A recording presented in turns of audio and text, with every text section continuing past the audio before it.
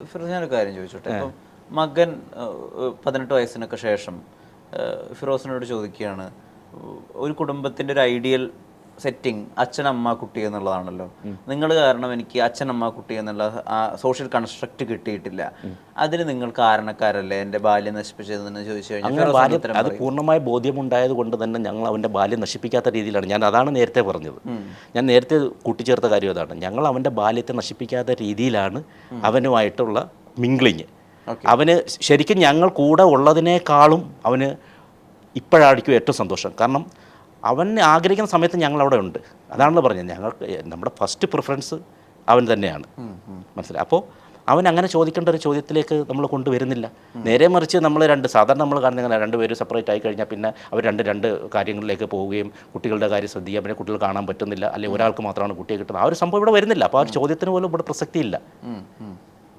അങ്ങനെ ഒരു ചോദ്യം ഒരിക്കലും ഫിറോസിന്റെ മകൻ ചോദിക്കില്ല എന്നുള്ള വിശ്വാസമുണ്ട്. വിശ്വാസമല്ല, അത് നമ്മൾ അങ്ങനെ ആക്കി കൊടുക്കും. നമ്മൾ ഒന്നും നാളെ എന്ത് സംഭവിക്കും എന്ന് പ്രെഡിക്റ്റ് ചെയ്യാനാവില്ല. ഒരിക്കലും പ്രെഡിക്റ്റ് ചെയ്യാൻ പറ്റില്ല. ഒന്നാമത്തെ കാര്യം എന്ന് പറഞ്ഞാൽ, ഈ പൂർണ്ണമായി മരിക്കുമെന്ന് ബോധ്യമുണ്ടായിട്ട് പോലും മരിക്കില്ല എന്ന് പറഞ്ഞ് ജീവിക്കുന്ന മനുഷ്യരുടെ ഇടയിലാണ് നമ്മൾ ജീവിക്കുന്നത്. പക്ഷേ എനിക്ക് പൂർണ്ണമായിട്ട് ബോധ്യമുണ്ട് നാളെ ഞാൻ മരിക്കുമെന്ന്. അതുകൊണ്ട് തന്നെ വാ തുറന്ന് സംസാരിക്കുന്ന ഇത്തരം ഇൻ്റർവ്യൂവിൽ വന്നിരിക്കുന്നതും.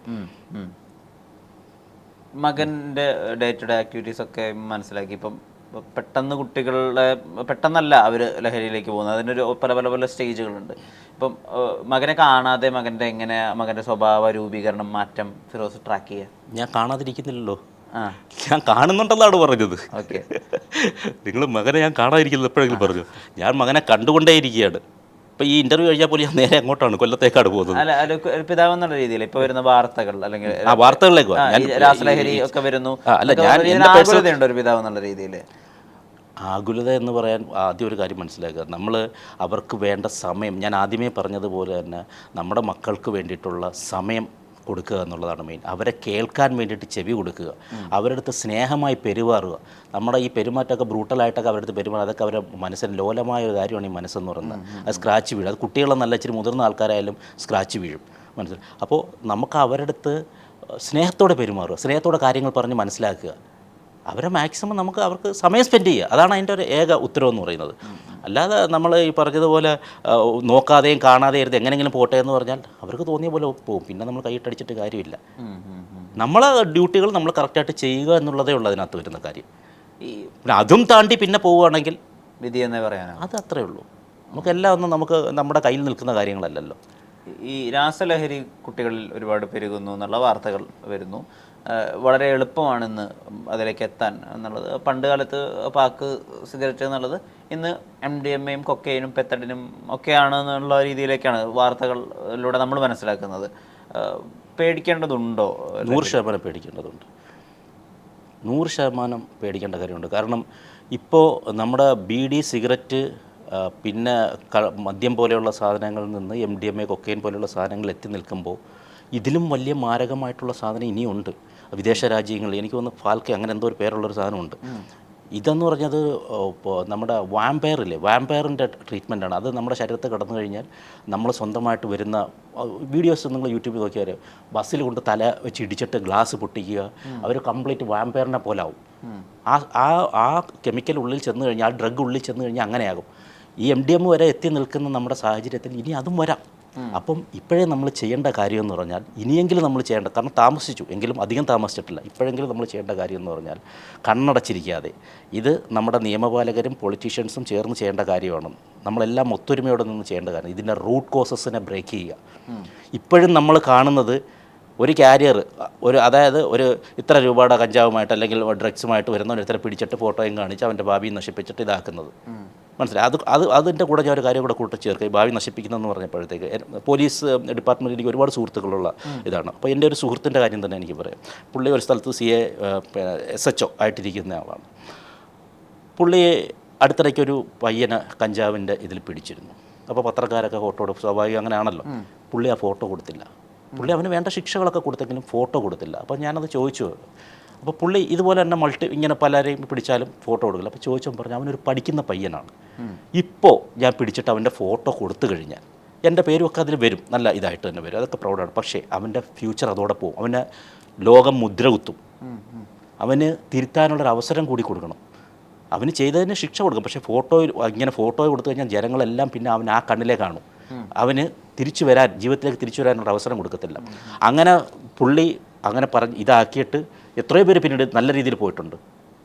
മനസ്സിലായി? അപ്പം നമുക്ക് എല്ലാവർക്കും അങ്ങനെ കൂടെ ഒരു ഉത്തരവാദിത്വമുണ്ട്. മൾട്ടിപ്പിൾ ടൈമിൽ ഇത് തന്നെ ചെയ്തുകൊണ്ടിരിക്കുന്ന ഒരാളാണെങ്കിൽ നമുക്ക് ആ രീതിയിൽ കാണാം, ഫോട്ടോ കൊടുക്കുകയോ അല്ലെങ്കിൽ ആ രീതിയിൽ ട്രീറ്റ് ചെയ്യാം. ഇതിപ്പോൾ ആദ്യമായിട്ടോ അല്ലെങ്കിൽ പോട്ടെ രണ്ടാമതായിട്ടോ പിടിച്ച ഒരുത്തൻ്റെ ഫോട്ടോ കൊടുത്തതിൻ്റെ ഭാവി നശിപ്പിക്കലല്ല വേണ്ടത്.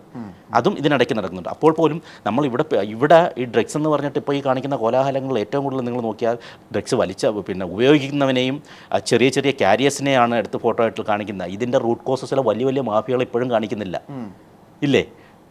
പ്രൊഡക്ഷൻ യൂണിറ്റ് നിങ്ങൾ മനസ്സിലാക്കണം, 25,000 കോടി രൂപയുടെ ഡ്രഗ്സാണ് എവറി ഇയർ ഇവിടെ ഒഴുകിക്കൊണ്ടിരിക്കുന്നത്. 25,000 കോടി രൂപയുടെ. അപ്പോൾ എന്തുമാത്രം ഒരു ബെൽറ്റായിരിക്കും അത്? അതിലെവിടെ നിൽക്കുന്നവരാണ് ഈ പിടിക്കുന്നത്?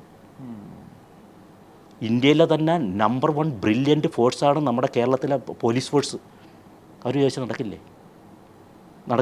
ഇവിടുത്തെ നിയമപാലകർ ഇവിടുത്തെ പൊളിറ്റീഷ്യൻസ് വേണമെന്ന് വെച്ചാൽ നടക്കാവുന്ന കാര്യമേ ഉള്ളൂ.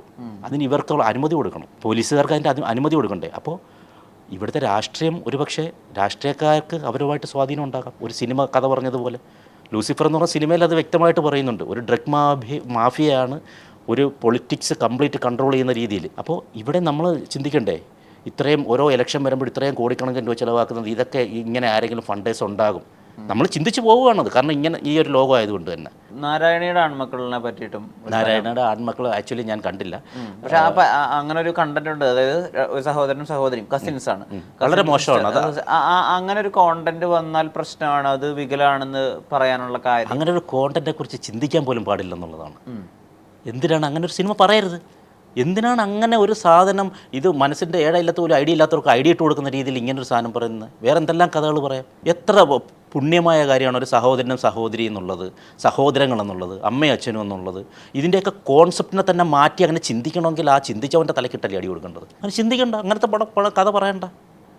അങ്ങനത്തെ കഥ പറഞ്ഞാലേ ഇതിൽ ഈ മുറപ്പെണ്ണ് മുറച്ചെറുക്കൻ ബന്ധം അത് ശരിക്കും ഇപ്പൊ അമ്മയുടെ സൈഡിൽ നിന്ന് നോക്കുകയാണെങ്കിൽ അതും ബ്രദറും സിസ്റ്ററും അല്ലേ? ആണ്. ഇരട്ടത്താപ്പല്ലേ? അല്ല, അങ്ങനെയല്ല. മുറപ്പെണ്ണ് മുറച്ചെറുക്കൻ എന്ന് പറയുന്നത് കസ്റ്റംസ് പണ്ട് മുതലേ ഇവിടെ ഉണ്ട്. ഓക്കെ, അത് നെഗറ്റീവ് ആണെങ്കിൽ നമുക്ക് മാറ്റി തന്നെ നിർത്തണം. പക്ഷേ ഒരു സ്വന്തം ഓൺ ബ്ലഡിൽ പിറന്ന ഒരു 2 മക്കൾ, അല്ലെങ്കിൽ അച്ഛനമ്മ, അല്ലെങ്കിൽ സഹോദരങ്ങൾ, അതിൻ്റെ ഡെപ്ത് വളരെ വലുതാണ്. കാരണം നമ്മൾ പഠിച്ചു വെച്ചിരിക്കുന്നത് എങ്ങനെയാണ്, അത് അങ്ങനെയാണ് ആ ഡെപ്ത്. കാരണം എനിക്ക് സഹോദരങ്ങളുള്ളതാണ്. ഈ നാരായണയുടെ ആൺമക്കൾ എഴുതിയ റൈറ്ററിനപ്പോൾ മാനസികാവസ്ഥ ശരിയല്ല, അല്ലെങ്കിൽ മനോവൈകല്യം അങ്ങനെ ഞാൻ പറയുന്നില്ല. അങ്ങനെ മാനസികാവസ്ഥ ശരിയല്ല എന്നല്ല പറഞ്ഞു, അങ്ങനെ എഴുതാൻ പാടില്ലായിരുന്നു എന്നുള്ളതാണ്. മനസ്സിലായി? അങ്ങനത്തെ ഒരു സാധനം, അങ്ങനത്തെ ഒരു കഥ പറയണ്ട. നിങ്ങൾക്ക് ജനത്തിന് ആവിഷ്കാര സ്വാതന്ത്ര്യം എന്തോ ആവിഷ്കരിക്കാനുള്ള സ്വാതന്ത്ര്യം ഇവിടെ ഇല്ലല്ലോ. അങ്ങനെ എന്തും നമുക്ക് അങ്ങ് ആവിഷ്കരിക്കാൻ പറ്റുമോ? ഒരിക്കലും ഇല്ല. അതിനുള്ള സ്വാതന്ത്ര്യം ഇല്ല നമുക്ക്. നമ്മുടെ ഭരണഘടന തരുന്നില്ലേ എന്തും കാണിക്കാന്നുള്ള? ഒരിക്കലും ഇല്ല. അങ്ങനെയാണെങ്കിൽ ഞാൻ ഇപ്പം നിങ്ങൾ വന്നിട്ട് അങ്ങ് കൊല്ല എന്തും തരും. എൻ്റെ സ്വാതന്ത്ര്യമാണത്. എന്നെ പിടിച്ച് ഉള്ള ഇടത്തില്ലേ തൂക്കിക്കൊല്ലല്ലേ? അങ്ങനെയില്ല. സ്വാതന്ത്ര്യത്തിന് ലിമിറ്റുണ്ട്. മനസ്സിലായോ? എല്ലാത്തിനും ഈ മൃഗങ്ങളും മനുഷ്യരും തമ്മിലുള്ള ഒരു സാധനം ഉണ്ടല്ലോ. മനുഷ്യർക്കുള്ളത് വിവേകമാണ്, മൃഗങ്ങൾക്കതില്ല. അവർക്ക് ഭോഗിക്കാൻ തോന്നുമ്പോൾ ഭോഗിക്കും. അവർക്ക് വിശക്കുമ്പം ഭക്ഷണം ഹണ്ട് ചെയ്യും, ഉറങ്ങാൻ തോന്നുമ്പോൾ ഉറങ്ങും. ഇത്രയുള്ള മനുഷ്യർക്ക് അതിലുപരി കുറച്ച് സാധനം കൂടെ ഇല്ലേ? അതെന്താണ് ഇവിടെ പ്രയോഗിക്കാത്തത്? അത്രേ ഉള്ളൂ അതിൻ്റെ ഇത്. അല്ലാതെ നമ്മൾ വാക്കുകൾ കൊണ്ട് പറഞ്ഞ് തോൽപ്പിക്കുകയല്ല അതിന് വേണ്ടത്. വിവേകം എന്നൊരു സാധനമുണ്ട് നമുക്ക്.